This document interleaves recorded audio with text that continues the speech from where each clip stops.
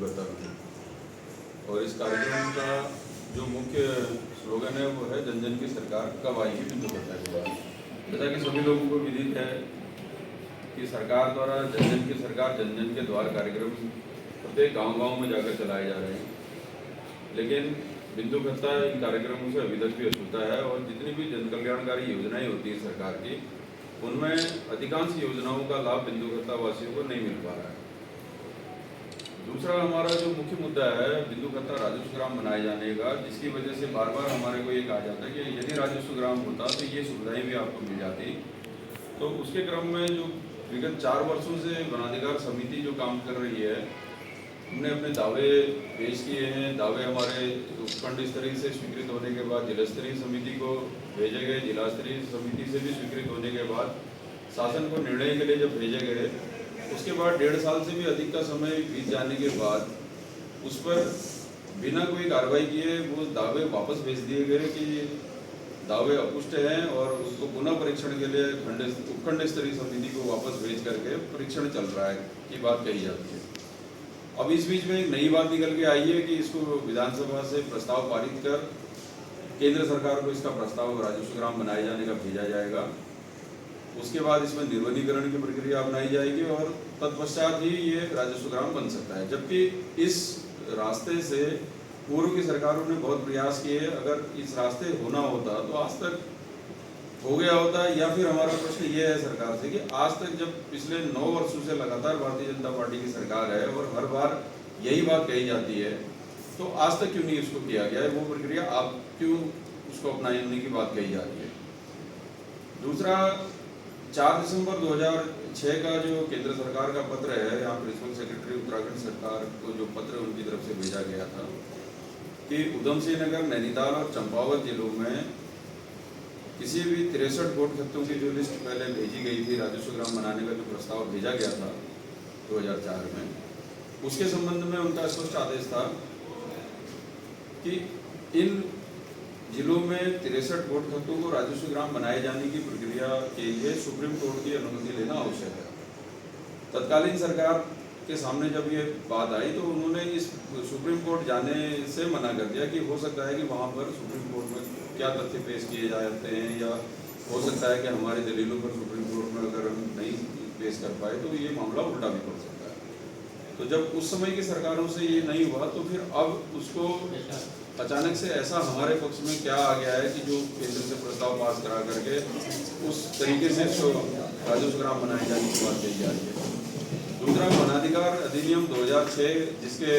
प्रावधानों के अनुसार हम लोग राजस्व ग्राम की मांग लगातार करते आ रहे हैं और उसके प्रावधानों के अनुसार हमारा दावा भी जो डीएलसी से स्वीकृत हो चुका है। जिला स्तरीय समिति के अध्यक्ष जो जिलाधिकारी होते हैं, इस अधिनियम में स्पष्ट है कि उनका निर्णय अंतिम और अवधिकर होता है। तो जब वो अपना निर्णय दे चुके हैं तो उसके बाद जब बाकी देश में 1600 से अधिक गाँव उसमें राजस्व ग्राम बन चुके हैं, 2 करोड़ 38 लाख एकड़ से अधिक भूमि जो है लोगों को उसमें मालिकाना हक उनको मिल चुका है, भूमि का अधिकार मिल चुका है, तो उससे हमारा उत्तराखंड अछूता क्यों है? उत्तराखंड में भी 25 अक्टूबर 2023 को 6 गाँव यहाँ पर, हरिद्वार क्षेत्र के 3 गाँव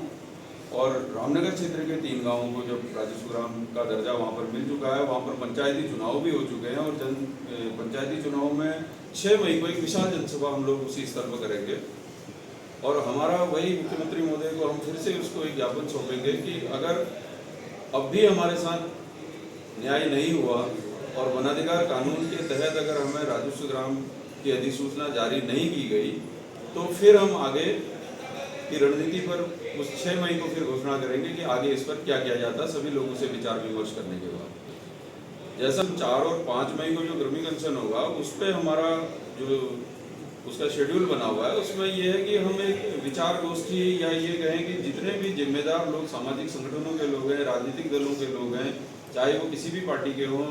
जनप्रतिनिधि हैं, हम सभी को आमंत्रित कर रहे हैं। यहाँ तक कि हम सरकार के अधिकारियों को भी उसमें जिलाधिकारी महोदय हैं, कमिश्नर महोदय हैं, एसडीएम साहब हैं, सभी लोग। तो वो तीनों बिंदु उसी रिपोर्ट में निहित है। पहले था कि उसमें केवल 15 लोगों के 11,703 परिवारों की जो उसमें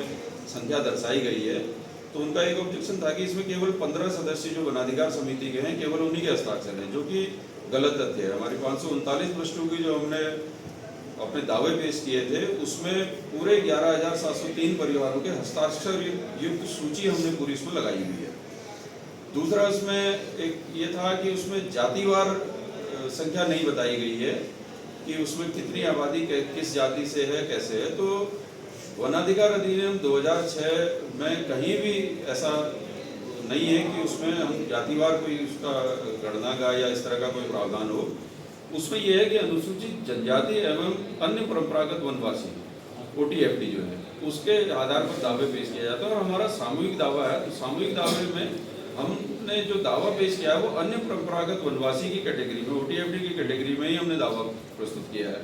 तो उसमें हम जब अनुसूचित जनजाति अपने को दिखा ही नहीं रहे हैं, हम जब उसको ऑलरेडी OTFD में जब दिखा रहे हैं तो फिर उसका कोई तुक नहीं बनता और ना ही कोई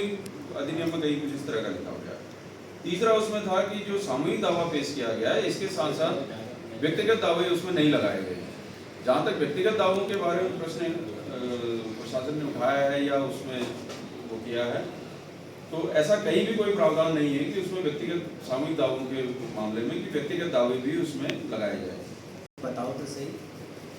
तुम हर बारी पहुँचा कि भाई हम केंद्र ही भेज लो,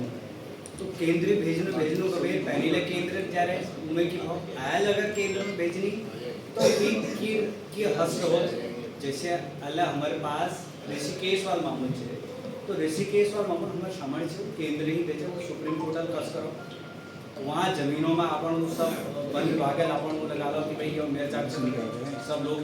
बहुत दिक्कत में चलो। तो क्या हम अगर हमारे फाइल केंद्र में जाए बने हुए पर्यावरण मंत्रालय पहले का आपको फैसला लगे थे और वह आगे सुप्रीम कोर्ट जावे, सुप्रीम कोर्ट की पत्र के लिख दें और फिर हम कहीं जाऊँ। अगर यह है कि अगर पान की सुरक्षा की व्यवस्था है तो भाई हो सुप्रीम कोर्ट बेटी के नहीं हो हम ये जिम्मेदार इच्छा लेनो कभी तब तो बहुत बढ़िया थे हम दिगड़ हम जब उन्होंने के छीन हाँ ये बारे में कि वो तो सिर्फ जब कोई बात आ जाएगी वो तो यहाँ CRPF और तमाम सबों को बुला कर हमको जेल खेले, ये अलावा क्या नहीं करो जो मोट हम देखने यहाँ बचे हुए रहो। तो हमारी जी के विशेष न करो या हमको कोई सुरक्षा ये कवच दे दियो कि भाई वहाँ अगर केंद्र में जाए या सुप्रीम कोर्ट की कर देगा तो वही यस हमारे पास कार्ड है और आयल हमारे पास केवल वन अधिकार अधिनियम से जो हमको सुरक्षा प्रदान करो। लेकिन कोनी वो सरकार तो कोनी हमारी गारंटी थी 1000 कोनी वहाँ पे गारंटी को कोना हमको सरकार कोना ये उत्तराखंड सरकार ये न बना रहे हमको पूछो हमारे जनप्रतिनिधि को नहीं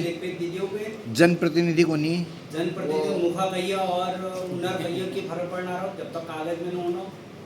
सब जब तक कागज मांगनी हम तो केला कहते हैं वो केला कह सकती जनप्रतिनिधि तो केला कह सकती लेकिन हमको तो कागज चाहिए। कागज देखो तब अधिकारी हमारी बात मानो ये बार बार आ रहे हैं कि जनप्रतिनिधियों द्वारा या जो भी सरकार में बैठे हुए कि बिंदु पे कोई वो 75 साल नहीं हुए और हुए तो 129 परिवारों के हुए 129 परिवार वहाँ देखा होगा हमारे पास। तो मैं बताया 1965-66 में जो बंदोबस्ती हुई उसमें क्या गए नए 68 में जो है कि 5100 लगभग परिवार यहाँ दिखा रहे गोला और खड़े बिंदु करते हुए।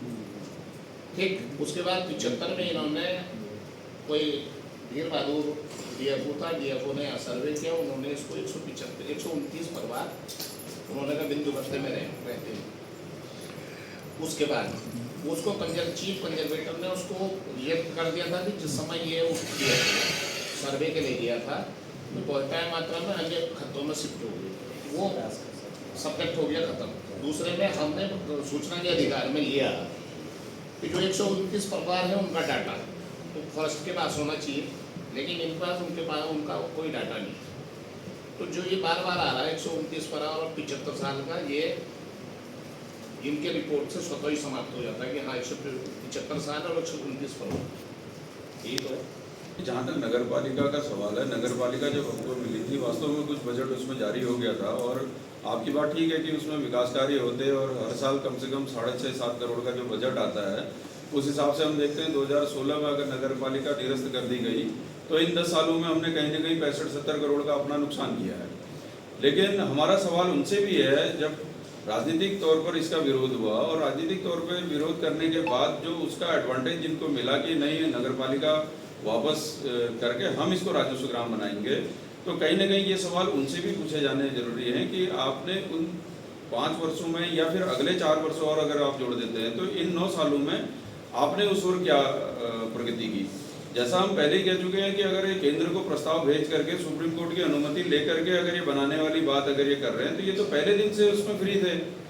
आज इस वनाधिकार कानून के तहत इस प्रक्रिया को आप भी उसमें थोड़ा शंका जाहिर कर रहे हैं कि इससे मुश्किल लग रहा है, तो ये मुश्किल तो पहले दिन से था ही था। ये इस प्रक्रिया से कम हम इसलिए आसान्वित हैं कि पूरे देश में 1600 गाँव हुए हैं। दूसरी बात यह है कि पुराने जितने भी कानूनी प्रावधान थे, चाहे वो फॉरेस्ट कंजर्वेशन एक्ट 1980 है 1980 का जो वन संरक्षण अधिनियम, उसके तहत जो जटिलताएं थी उन जटिलताओं को की वजह से लोगों को उनके अधिकार नहीं मिल पा रहे थे। तो जो 2006 में जब ये कानून आया, कानून की मूल प्रस्तावना में ही लिखा हुआ है कि सैकड़ों वर्षों से ऐसे स्थानों पर और कई पीढ़ियों से निवास करने वाले लोगों के साथ हुए ऐतिहासिक अन्याय को देखते हुए उनके लिए एक नए कानून का एक उसमें सरलीकरण करते हुए नया कानून एक बनाया गया है। और 2006 में जब ये कानून बना है तो जाहिर सी बात है इसको स्पष्ट ये माना जाता है कि जो भी कानून बाद में बनता है वो पहले के कानून को सुपरसीड करता है। ऋषिकेश में बापूग्राम में आप देखते हैं तो वो तो नगर निगम है। अगर वहाँ पर केवल नगर पालिका या नगर निगम बन जाने भर से अगर लोगों को मालिकाना हक मिल जाने होते या उनके ऊपर इस तरह की जो वन विभाग की कार्रवाई जो अभी हुई है नहीं होती, तो फिर वो बापूग्राम में क्यों हुआ है, क्यों सरकार वहाँ पर बैकफुट पे है। तो ये इसका स्थायी समाधान केवल वनाधिकार कानून है, आज नहीं तो कल होना उसी से है। इसका बिल्कुल समाधान राजस्व गाँव, क्योंकि राजस्व गाँव मूल अधिकार है, बाकी विकास आपका कहना ठीक है, बाकी विकास। दूसरी बात, जो आज कैबिनेट में प्रस्ताव पास करके भारत सरकार को भेजा जाएगा, ये चर्चाएं कब से चल रही हैं। और बीच में ये भी आया था कि आपके संज्ञान में भी होगा कि 9 नवंबर को बिंदुकर्ता को जो है खुशखबरी मिलेगी। तो किस बेस पर कहा जा रहा है? मेरा प्रश्न ये है, किस बेस पर कहा जा रहा था कि 9 नवंबर को बिंदुकर्ता वालों को एक खुशखबरी मिलेगी। दूसरी बात, ठीक है, आप बोल रहे हैं कैबिनेट में पास करके हम भारत सरकार को भेजेंगे बने में प्रधान मंत्रालय। क्या जो 2006 में जो आपत्ति लगी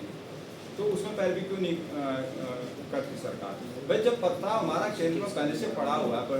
राजस्व गाँव का, तो उसमें पैरवी करनी चाहिए थी। ऐसा नहीं है कि इसमें पैरवी नहीं हुई,